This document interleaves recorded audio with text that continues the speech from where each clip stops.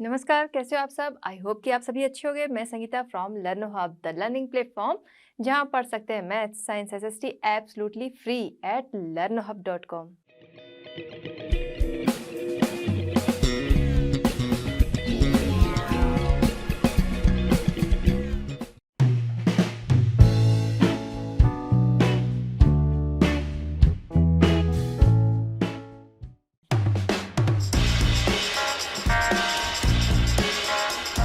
चलिए बच्चों, देखते हैं क्वेश्चन नंबर 6। क्वेश्चन नंबर 6 हमारा है, describe some of your duties as consumers if you visit a shopping complex in your locality.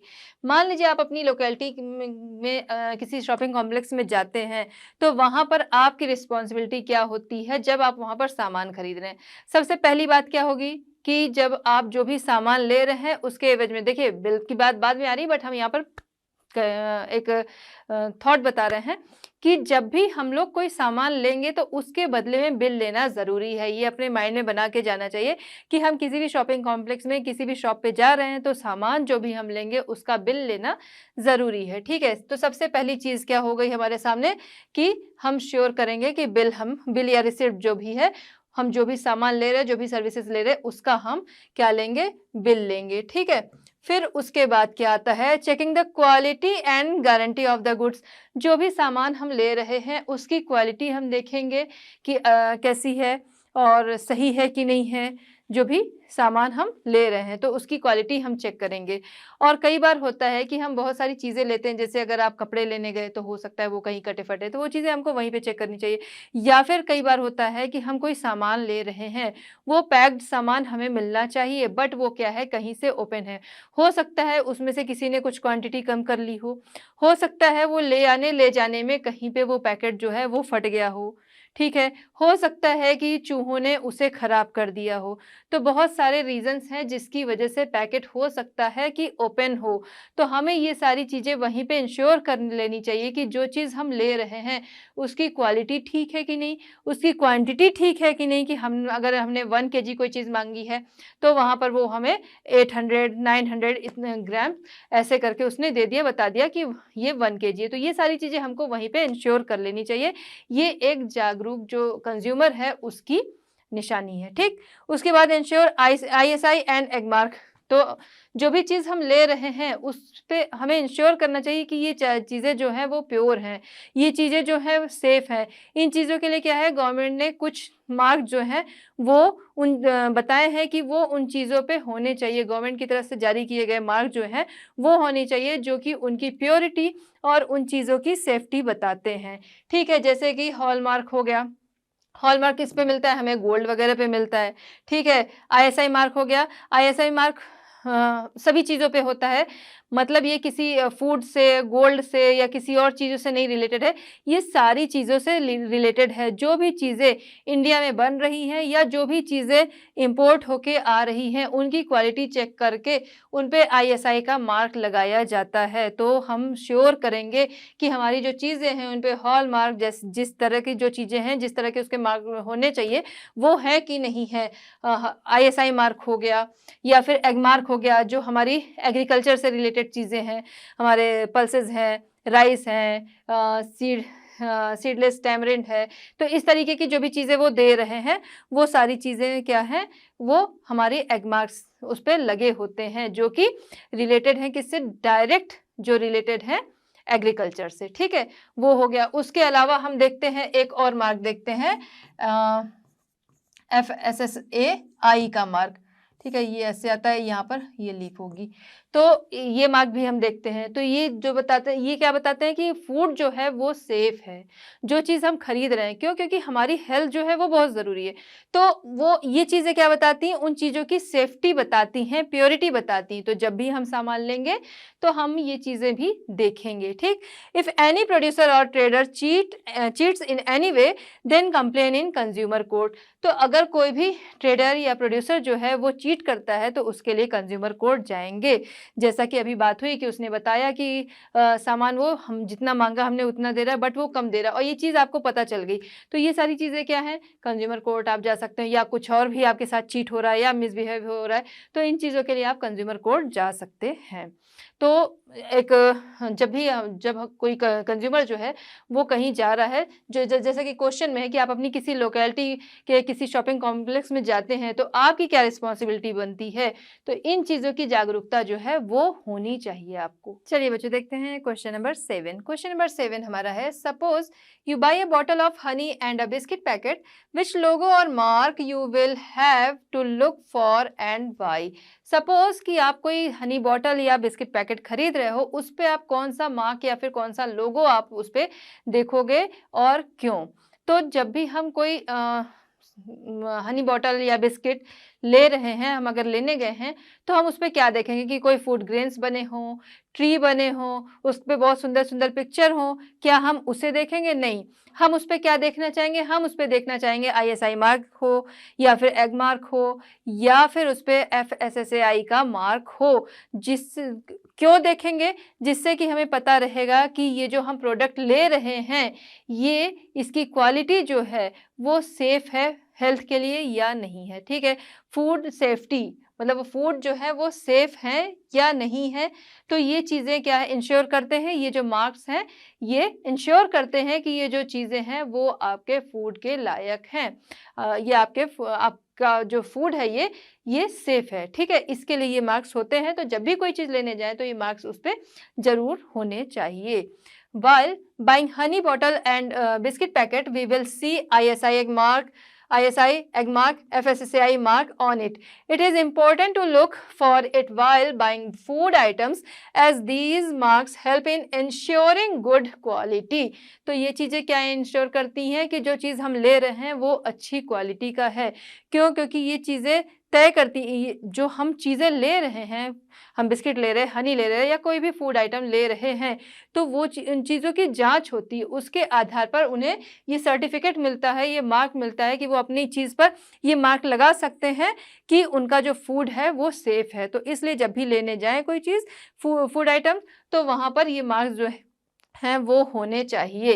तो FSSAI का ये मार्क हो गया। इसके पहले हमने एग मार्क और ISI मार्क देखा ही पहले के पिक्चर्स में। तो ये जो चीज़ें हैं वो हमें देख के ही चीज़ें लेनी चाहिए। चलिए बच्चों अब देखते हैं क्वेश्चन नंबर 8। क्वेश्चन नंबर 8 हमारा है, what legal measures were taken by the government to empower the consumers in India. ठीक है, क्वेश्चन क्या कह रहा है, इंडिया में कंज्यूमर्स को पावर देने के लिए गवर्नमेंट की तरफ से कौन से लीगल मेजर्स जो हैं वो लिए गए हैं। ठीक, देखिए चीज़ क्या है कि हमने बोला कि कुछ भी हो कि हम लोग क्या करते हैं, कुछ प्रॉब्लम हुई जाके हम लोग सीधे बात कर रहे हैं, तो चीज़ें जो है उतने अच्छे से सॉल्व नहीं होती हैं। जब लीगली उस पर काम होता है तो अच्छे से सॉल्व होती है। तो इसलिए लीगल मेजर्स की यहाँ पर बात हो रही है कि गवर्नमेंट के द्वारा कंज्यूमर्स को कौन से लीगल मेजर्स दिए गए हैं उनको एम्पावर के लिए, उनकी एम्पावर के लिए। ठीक है, अब ये समझते हैं। सबसे पहले हम लोग यहाँ पर समझेंगे कंज्यूमर्स कौन है। ठीक है, कंज्यूमर्स मतलब जो कि चीज़ों को कंज्यूम कर रहा है, मार्केट में जो चीज़ें आ रही है उसको जो लोग खरीद रहे हैं वो क्या कहलाते हैं, वो कंज्यूमर कहलाते हैं। बायर भी हम उन्हें कहते हैं। ठीक है, इसी के साथ साथ कस्टमर भी हम उन्हें कहते हैं, है ना। तो ये हो गए कंज्यूमर। ओके, अब जो ये कंज्यूमर हैं कई बार इनके साथ बहुत सारी प्रॉब्लम्स हो जाती है। जैसे जो सामान ये लाए, एक्सपायरी डेट उसमें नहीं पड़ी है और चीज़ों को यूज़ किया, कंज्यूम किया और वो नुकसान कर गई, या फिर एक्सपायरी डेट निकल चुकी है फिर भी जो दुकानदार है उसने बेच दिया। ठीक है, तो इसके लिए भी वो जा सकते हैं। सामान सही नहीं दिया, क्वालिटी सही नहीं दी, उसमें मिलावट है, मेज़रमेंट सही नहीं है, ये सारी चीज़ों के लिए। ठीक है, या फिर जो भी सामान लाया, जैसे इलेक्ट्रिसिटी वाला ही काम कराया, अब उसमें नुकसान हो गया। भाई कैसा नुकसान कि वो क्वालिटी अच्छी नहीं थी और उसकी वजह से जो इलेक्ट्रिसिटी थी वो ब्लास्ट कर गया। ठीक है, घर उनका काफ़ी नुकसान हो गया। तो इसके लिए क्या है, ये सारी भरपाई जो है वो कंज्यूमर फोरम जाके एक सिंपल सी कंप्लेन करनी होती है, नॉमिनल सी फ़ी लगती है और उसके बाद क्या होता है कि उन आगे सुनवाई होती है, फिर हो सकता है उनका मुआवजा जो है वो उनको मिल जाता है। ठीक है, ये इसके लिए कि भाई लोगों को लीगली पावर। अब जैसे गए, हम बोल रहे हैं किसी को कोई प्रॉब्लम है, वो गया दुकानदार से बोल रहा है कि भाई ये चीज़ ले गए थे, इसकी एक्सपायरी डेट जो है वो निकल गई है और तुमने हमें दे दिया। अब जो दुकानदार है वो सुन ही नहीं रहा है, तो ऐसे में क्या करोगे आप? क्या 4 लोग को आओगे उसकी पिटाई करोगे? तो ये तो नहीं है। लीगली वो जाएगा कंज्यूमर फोरम और वहाँ पर उसके खिलाफ शिकायत करेगा। तो अब ये जान लें कि जो कंज्यूमर होता है, या कह सकते हैं कि जो ये लीगल जो यहाँ पर मेजर्स दिए गए हैं गवर्नमेंट के द्वारा, इसमें कंप्लेन करने वाला कौन हो सकता है? इसमें कंप्लेन करने वाला जो है वो मतलब कंज्यूमर के लिए तो वो कंज्यूमर ही होता है। कंज्यूमर हो गया, बायर, कस्टमर, जो भी हम लोग कह लें, सेम चीज़ें वो कर सकता है। चलिए आइए अब समझते हैं।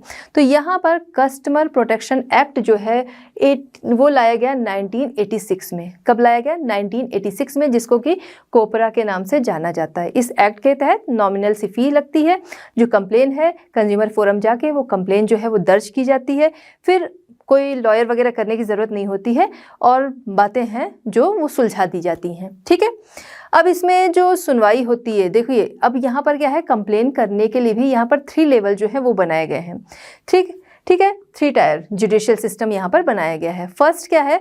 फर्स्ट वो है कि जहाँ पर अप टू 20 लाख तक का मुआवजा जिसको चाहिए, ठीक है, जिसका भाई थोड़ा वो नुकसान जो है उतना ज़्यादा नहीं हुआ, 0 से 20 लाख तक का जिसका मुआवजा चाहिए, वहाँ पर ये डिस्ट्रिक्ट लेवल पे वो जाता है। ठीक है, 20 लाख से 1 करोड़ तक जिसको मुआवजा चाहिए वो जाता है कहाँ पर? स्टेट लेवल पे। और 1 करोड़ से ऊपर का चाहे जितना वो मुआवजा जिसका है वो कहाँ पर जाता है? वो नेशनल लेवल पे उसकी कंप्लेन होती है। ठीक है, अब अगर कोई मान लीजिए डिस्ट्रिक्ट लेवल पे जिसने कंप्लेन की वहाँ पर वो सेटिस्फाइड नहीं हुआ तो वो आगे स्टेट लेवल पे कंप्लेन कर सकता है। ठीक है, तो यहाँ पर आपको समझ में आ गया। तो गवर्नमेंट की तरफ से यहाँ पर उनको जो कंज्यूमर्स हैं या कस्टमर हैं उनको लीगली पावर देने के लिए ये एक्ट जो है वो लाया गया। ठीक है, क्लियर? तो कोपरा अगर आ जाए, फुल फॉर्म आपका कस्टमर प्रोटेक्शन एक्ट कब लाया गया? 1986। ये भी याद रखना है। इसके कितने स्टेप्स हैं वो भी याद रखना है कि कितने, ये जो जुडिशियल सिस्टम है कितने स्टेप में बांटा गया है या कितने टायर में है। ठीक है, ये आपने देखा होगा अक्सर ऐड जो है आता है, बहुत सारे इसके ऐड आते हैं अलग अलग तरह के, जिसमें कि लास्ट में बोलता है जागो ग्राहक जागो, है ना? तो वही चीज़ है ये। तो देखा जाए जब ये शुरुआत हुई इसकी तो बहुत ज़्यादा लोग जो हैं वो नहीं पहुंचते थे यहाँ, क्योंकि लोगों को लगता था भाई लीगली कार्रवाई होनी है तो काफ़ी सुनवाई होगी, पैसे लगेंगे, ये सब सारी चीज़ थी, क्योंकि अवेयरनेस नहीं थी। आज के टाइम में देखा जाए तो अवेयरनेस बहुत ज़्यादा है, जिसकी वजह से लोगों को अगर प्रॉब्लम होती है वो सीधे कंज्यूमर फोरम जाते हैं और वहाँ पर कंप्लेन करते हैं। चलिए बच्चों देखते हैं क्वेश्चन नंबर 9। क्वेश्चन नंबर 9 हमारा है mention some of the rights of consumers and write a few sentences of each. Question हमारा क्या कह रहा है कि यहाँ पर आपको राइट्स मेंशन करने हैं, कुछ राइट्स मेंशन करने हैं और हर राइट्स के बारे में आपको कुछ सेंटेंसेस लिखने हैं। कैसे राइट्स यहाँ पर लिखने होंगे? यहाँ पर जो मेंशन करने हैं राइट्स वो कंज्यूमर राइट्स मेंशन करने हैं। तो चलिए अब हम कंज्यूमर राइट्स यहाँ पर लिखेंगे, उनके बारे में कुछ सेंटेंसेस भी लिखेंगे। सबसे पहले और सबसे मेन हमारा आता है राइट टू इंफॉर्मेशन। सबसे मेन है हमारा राइट टू इंफॉर्मेशन। एक एक्ट हमारा आया कंज्यूमर्स के हित के लिए 1986 में। ठीक है, कोपरा जिसे कहा गया कंज्यूमर प्रोटेक्शन एक्ट, तो वो आया 1986 में। उसके बाद 2005 में कौन सा है? Right to information, RTI। ठीक है, तो RTI एक्ट पास हुआ कब? 2005 में। इसके अनुसार हम जो भी चीज़ें लेते हैं तो हमें क्या है? सूचना का अधिकार है, राइट टू इंफॉर्मेशन। ठीक है, इंफॉर्मेशन का हमें अधिकार है। कैसे इंफॉर्मेशन? हम जो भी चीज़ें ले रहे हैं उसमें कितनी प्योरिटी है। देखिए आप चीज़ें लेते हो उसमें लिखा होता है कि कितनी प्योरिटी है इसमें। ठीक है, जैसे अगर आप हनी ही ले रहे हो, हनी पे लिखा होगा कितनी प्योरिटी है, तो ये इंफॉर्मेशन उन चीज़ों पर होनी चाहिए, क्योंकि ये हमारा अधिकार है। हम चीज़ें ले रहे हैं, अपनी ज़रूरत के लिए ले रहे हैं, हम उसे पे कर रहे हैं, तो हमें कोई गलत चीज़ ना मिले, हमें कोई अनसेफ्टी वाली चीज़ ना मिले। तो जो RTI के एक्ट है, सूचना का अधिकार, उसके अनुसार हमें चीज़ों की जानकारी होनी चाहिए। हम जो भी चीज़ ले रहे हैं उसकी मैन्युफैक्चर डेट, उसकी एक्सपायरी डेट, उसमें कौन कौन से इंग्रेडिएंट जो हैं वो यूज़ हुए हैं। देखिए आप कोई भी चीज़ खरीदिए तो उसमें लिखा होता है, मेडिसिन खरीदिए उसमें कंपोजिशन होते हैं, फूड चीज़ वाली चीज़ें खरीदिए तो उसमें आपके सामने लिखा होता है इंग्रेडिएंट्स। तो सारी चीज़ें जो हैं वो उस लिखी होती है, क्योंकि वो हमारा अधिकार है वो चीज़ें जानना। प्योरिटी कितनी है, उसमें कौन कौन सी कंपोजिशन है, कौन कौन से इंग्रेडिएंट्स हैं, और उसकी क्वालिटी हमें जाननी चाहिए, प्लस उसकी क्वांटिटी, जो भी चीज़ें हम ले रहे हैं किस क्वांटिटी में है, तो ये सारी इन्फॉर्मेशन जानने का हमें अधिकार है। तो सबसे पहला जो हमारा है right to information. RTI act was passed in 2005। The consumer was given the right to get complete information, complete information consumer को लेने का अधिकार है about the quality, quantity, purity, price and dates की बात हो गई। तो ये सारी चीज़ें, इंग्रेडिएंट्स वगैरह हो गए, of the item to be purchase, जो भी आइटम खरीद रहे हैं उसमें, ठीक है। कई बार होता है, देखिए बहुत सारी चीज़ें होती हैं कि कुछ चीज़ों से लोगों को एलर्जी होती है, तो अगर कोई फूड आइटम खरीद रहे हैं, हो सकता है उसमें वो चीज़ें, वो कुछ लोगों को, जैसे मान लीजिए पीनट से है, तो उस चीज़ में अगर पीनट है तो आपको पता नहीं चलेगा उसमें उस पीनट को मिक्सचर में करके और उस तरह से डला है, वो आपको दिख नहीं रहा है, नहीं पता चलेगा और आप खा लोगे, तो जिसे एलर्जी, सॉरी आप नहीं, जिसे भी एलर्जी है उसे प्रॉब्लम हो जाएगी। तो ये इन्फॉर्मेशन उस पर होती है कि उसमें ये चीज़ें जो हैं वो ये इंग्रेडिएंट हैं, तो वो इन्फॉर्मेशन होनी चाहिए, वो आपका अधिकार है। जब वो आप उसमें इन्फॉर्मेशन देखोगे कि उसमें क्या-क्या चीज़ें डली हैं। और कई बार होता है कुछ चीज़ें हैं जो इंसान नहीं खाना चाहता है, तो वो चीज़ें भी उसमें होती हैं। सेम देखिए, अगर आप कोई बिस्किट ले रहे हो, ठीक है? सिंपल सी चीज़, बिस्किट जो कि सभी के घरों में आती है, तो उसमें आप देखोगे कुछ बिस्किट्स पे साइन बने होते हैं रेड एंड ग्रीन, उसके मायने तो आपको पता है कौन से रेड हैं, कौन से ग्रीन हैं। तो ये सारी चीज़ें किस लिए हैं? आपकी इन्फॉर्मेशन के लिए हैं। जो चीज़ें आप यूज़ कर सकते हो, आप वही चीज़ें लोगे, ठीक है? तो राइट टू इन्फॉर्मेशन आपका अधिकार है ये, ठीक? राइट टू चॉइस, चॉइस का भी आपका अधिकार है। मान लीजिए आप गए हो, आपको जिस ब्रांड की चीज़ चाहिए, आप वही ब्रांड की चीज़ लोगे। अगर कोई कह रहा है उसके पास रखी है उसी ब्रांड की चीज़, बट उसे हो सकता है किसी और चीज़ में कमीशन ज़्यादा मिल रहा है, वो आपके पीछे पड़ा है कि आप ये चीज़ ले लो, ये ले लो, इस ब्रांड का ले लो, बट आपको अगर नहीं लेना है तो आप नहीं लोगे, क्योंकि ये आपका अधिकार है। ये आपको अधिकार है किसका? चॉइस का अधिकार आपको है। इसी की तरह आपकी बुक में एक एग्जाम्पल भी दिया है कि राइट टू चॉइस में ही, कि जैसे कोई पर्सन गया, उसे टूथपेस्ट खरीदना है, अब वो टूथपेस्ट खरीदने गया, टूथपेस्ट उसके साथ फ्री है तब तो उसे मिल जाएगा, लेकिन हो सकता है वो शॉपकीपर ये कह रहा है कि टूथपेस्ट मैं तभी दूंगा जब आप इसके साथ ये ब्रश खरीदोगे। लेकिन अगर उस पर्सन की ज़रूरत नहीं है ब्रश, उसके घर में बहुत सारे टूथब्रश रखे हैं, उसको नहीं चाहिए वो टूथब्रश, तो वो क्या करेगा? नहीं लेगा। बट वो जो शॉपकीपर है वो कह रहा है नहीं, मैं तभी दूंगा जब आप ये लोगे, तो आपके पास चॉइस का अधिकार है, आप उसकी शॉप छोड़ोगे, आप दूसरी जगह से ले लोगे अपनी ज़रूरत की चीज़ें, ठीक है? तो ये आपका अधिकार है। राइट टू सेफ्टी, सेफ्टी जो है वो बहुत ज़रूरी है, तो सेफ्टी का भी अधिकार आपको है। चीज़ें आप जो ले रहे हो वो सेफ्टी के मानक पे हैं कि नहीं हैं, उन पे जो मार्क्स होने चाहिए वो हैं कि नहीं, ये चीज़ें आपका अधिकार है, जिससे कि आपकी जो प्रॉपर्टी है या आपके घर के जो लोग हैं या आपकी खुद की लाइफ है, वो चीज़ें सेफ रहे, ठीक? फिर है राइट टू बी हर्ड, सुनवाई का अधिकार भी कंज्यूमर का है। हम सभी कंज्यूमर ही हैं। तो किसी के साथ कोई कहीं पे चीटिंग हो जाती है, कहीं पे किसी का एक्सप्लॉयटेशन होता है, तो इन चीज़ों के एवज में क्या है? सुनवाई का अधिकार है, इसी के लिए ये एक्ट बने हैं। तो वहाँ जाकर अपनी कंप्लेन की जाती है, जिसके लिए सुनवाई की जाती है, और जो नुकसान हुआ होता है उसके एवज में उसे वो चीज़ें वो अमाउंट जो है वो पे करना पड़ता है। राइट, किसे? जो सेलर है या प्रोड्यूसर है, ठीक? जिस तरीके से भी काम हुआ होगा। Right to be heard against unfair bargaining and exploitation, ठीक है? The consumer is entitled to get compensation based on the amount of the damage, जिस हिसाब से डैमेज हुआ होगा उसके अकॉर्डिंग उससे कंपनसेशन लेने का भी अधिकार है। तो ये हमने देख लिया कि जो राइट्स हैं, कुछ राइट्स हमने यहाँ मेंशन की हैं, और भी राइट्स हैं, आप मेंशन कर सकते हो और उसके बारे में लिख सकते हो। चलिए बच्चों, देखते हैं क्वेश्चन नंबर 10। क्वेश्चन नंबर 10 हमारा है, by what means can the consumers express their सॉलिडेटरी, consumers अपनी सॉलिडेटरी एकता किस तरह से एक्सप्रेस करते हैं, ठीक है?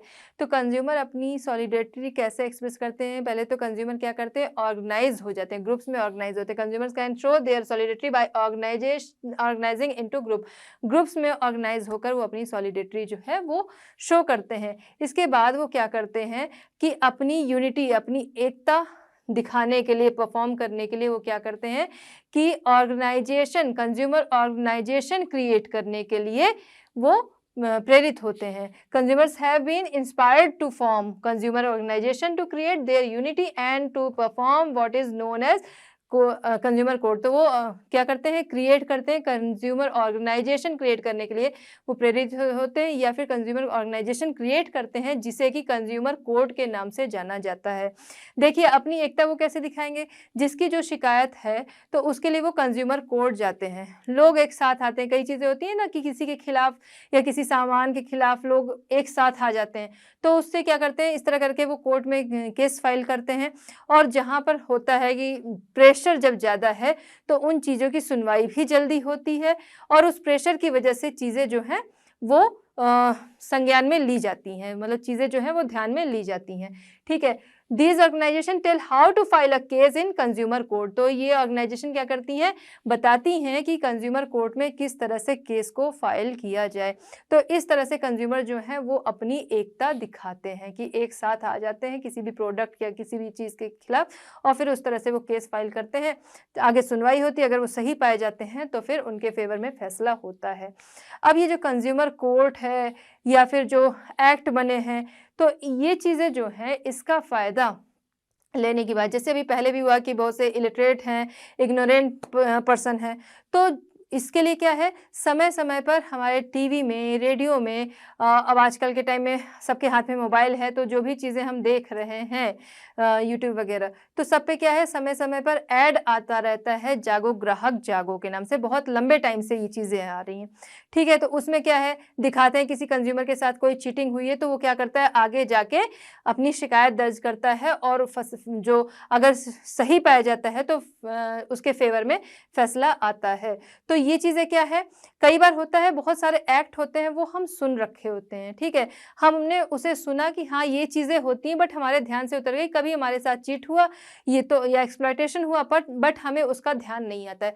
बट ये चीज़ें क्या है, जो नहीं जानता है, जो इलिटरेट हैं कह सकते हैं, ज़रूरी नहीं कि जब हम इन चीज़ों को बुक्स में पढ़ेंगे तभी पता चलेगा, इसीलिए समय-समय पर क्या होता है, ऐड आता रहता है कि जो पढ़ रहा उसे भी पता है रहेगा, जो नहीं पढ़ रहा उसे भी पता रहेगा, और जो इन चीज़ों को जानता है बट उसके ध्यान से उतर गई हैं, बट उसके साथ अगर ऐसा होता है तो वो इन चीज़ों का यूज़ कर सकता है। इसीलिए समय-समय पर जागो ग्राहक जागो ऐड देखिए आता रहता है। तो आपने देखा होगा कि स्टोन में कैसे वो सब बोलते हैं, और कुछ भी दिखाता है, चीटिंग का वो दिखाता है, फिर बाद में लास्ट में वो फाइल करते हैं केस, उनके फेवर में होता है, फिर लास्ट में वो लोग अपना यही जो टैगलाइन है वो बोलते हैं। तो इससे क्या होता है, लोगों के अंदर जागरूकता आती है, लोग इन चीज़ों को के बारे में अवेयर होते हैं, ठीक है। तो उसका साइन भी हमें इसी तरह से दिखता है। ठीक, तो ये चीज़ें हैं कि इससे हम जान सकेंगे, और इससे क्या जान गए, अब उसके बाद क्या होता है, ऐसा ऐसे नहीं ऑर्गेनाइज़ हो जाएँगे, ऐसे ही वो अपनी पावर नहीं दिखा पाएँगे। क्यों? क्योंकि चीटिंग हुई, तो उसके बाद क्या होगा, परेशान हो गए, घर में बैठ गए, लेकिन चीज़ों की जानकारी है, तो आगे वो ऑर्गेनाइज़ हो सकेंगे। वो अपनी यूनिटी जो है वो दिखा सकेंगे। तो जो चीज़ जैसे भी उनका एक्सप्लॉयटेशन हुआ है, उसमें सुधार किया जा सकेगा। चलिए बच्चों देखते हैं क्वेश्चन नंबर 11। क्वेश्चन नंबर 11 हमारा है, critically examine the progress of consumers movement in India. India में कंज्यूमर मूवमेंट की प्रोग्रेस आपको एग्जामिन करनी है, बतानी है। तो कैसे हुई, पहले क्या हुआ, जो डिससैटिस्फाइड लोग थे उनका ग्रुप बना, ठीक है, लोगों ने इसके लिए आवाज़ उठाई। फिर क्या हुआ कि धीरे-धीरे ये ऑर्गेनाइजेशन का रूप लेने लगे, और आगे प्रेशर पड़ा तो गवर्नमेंट ने इस एक्ट को पास किया। ठीक है, आइए समझते हैं डिटेल में। Consumer movement started in India due to consumer dissatisfaction. Consumers के डिससैटिस्फैक्शन की वजह से कंज्यूमर मूवमेंट जो है वो स्टार्ट हुआ, जो कि 1960s में स्टार्ट हुआ। ठीक, फिर 1970s तक क्या हुआ कि consumer organisation were largely engaged in writing articles and holding exhibitions. वो उसका बड़ा रूप आ गया कंज्यूमर ऑर्गेनाइजेशंस का, वो उन्होंने कंज्यूमर ऑर्गेनाइजेशन का रूप ले लिया। पहले क्या था, छोटे-छोटे ग्रुप्स थे, उन्होंने कंज्यूमर ऑर्गेनाइजेशन का रूप ले लिया, और इस तरह से इसके लिए बहुत सारे आर्टिकल्स लिखे जाने लगे, बहुत सारे एग्जीबिशंस जो थे वो होल्डिंग एग्जीबिशंस शुरू हो गए। तो जैसे हम देखते हैं अभी के टाइम में क्या पॉलीथीन वगैरह के लिए लोग रैली निकालते हैं, किसी न किसी चीज़ के लिए रैलियाँ निकालते रहते हैं, तो उस तरह उस टाइम में कंज्यूमर्स जो थे वो अब रैली निकाल रहे थे, जो अब उनका डिससैटिस्फैक्शन फील था उसके लिए। ठीक है, फिर consumer groups design to keep track of unfair practices.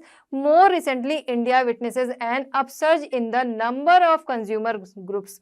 तो क्या हुआ, कंज्यूमर ग्रुप्स जो थे उन्होंने वो डिज़ाइन हुए किस तरह, वो जगह-जगह पे रहते थे, वो ग्रुप्स जगह-जगह पे रहते थे, जो भीड़-भाड़ वाले इलाके हैं, ट्रांसपोर्टेशन की जगह या कुछ शॉपकीपर्स हैं, तो वहाँ पर वो रहते थे। वहाँ वो देखते थे कि किसी के साथ किसी का एक्सप्लॉयटेशन तो नहीं हो रहा है, जो शॉपकीपर्स हैं वो किसी के साथ बुरा व्यवहार तो नहीं कर रहे हैं, तो इस तरीके से वो उस पे नज़र रखते थे। और इस तरह से हम देखते हैं जो कंज़्यूमर ग्रुप्स हैं, आज के टाइम में उनकी संख्या बहुत ज़्यादा हो गई, बहुत ज़्यादा नंबर में हो गए, करीब 700 के करीब इंडिया में कंज़्यूमर ग्रुप्स अभी हैं।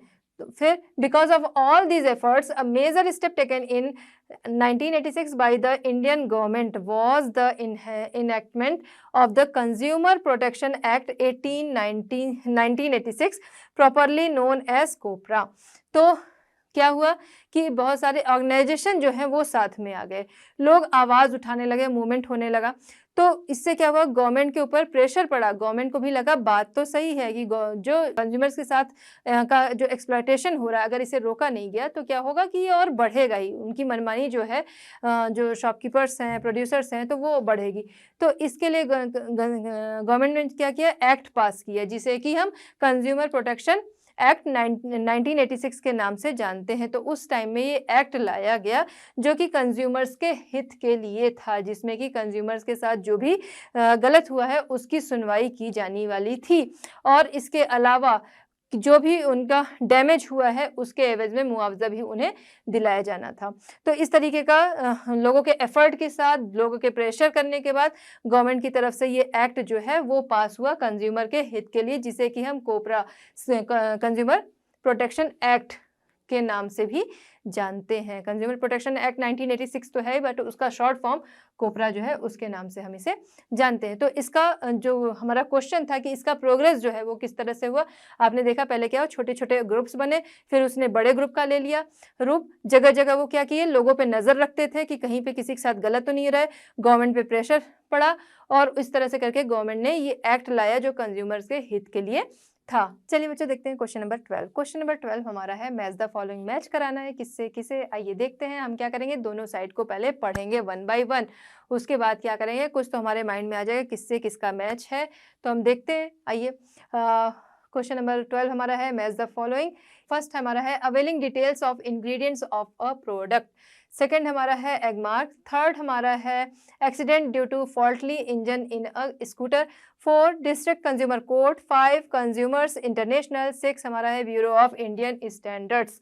अदर साइड पे हम देखेंगे right to safety dealing with consumer cases, certification of edible oil and cereals, agency and that develop standard for goods and services, right to information, global level institutions of consumer welfare organization। चलिए आइए देखते हैं। First हमारा है availing details of ingredients of a product. इसके बारे में हमने पढ़ा था कि प्रोडक्ट की के जो इंग्रेडिएंट हैं उसे हम जानते हैं, हम तो वो क्या है, हमारा सूचना का अधिकार है, ठीक है। तो इसे हम मैच कराएंगे किससे, राइट टू इन्फॉर्मेशन, की जो भी प्रोडक्ट हम ले रहे हैं इन्फॉर्मेशन उसका हमें अधिकार है उसे जानने का, तो हम मैच कराएंगे फर्स्ट को ई से, ठीक। फिर सेकंड हमारा है एगमार्क। एगमार्क क्या है, तो एगमार्क किस चीज़ के लिए यूज़ होता है, जो कि एग्रीकल्चर रिलेटेड प्रोडक्ट्स हैं उनके लिए, जो कि डायरेक्ट यूज़ होते हैं, कह सकते हैं हमारे जो अनाज हैं, चाहे उसमें राइस है, पल्सेस हैं, ऑयल है, या फिर सीडलेस टैमरिंड की बात हमने की थी। तो इस तरीके की जो चीज़ें हैं वो हमारे एगमार्क उस पर लगा होता है। तो जो हम एगमार्क है यानी कि सेकंड का मैच हम लोग ऐसे करा दें, उसको कट ना करें। तो सेकंड को हम मैच कराएंगे किससे,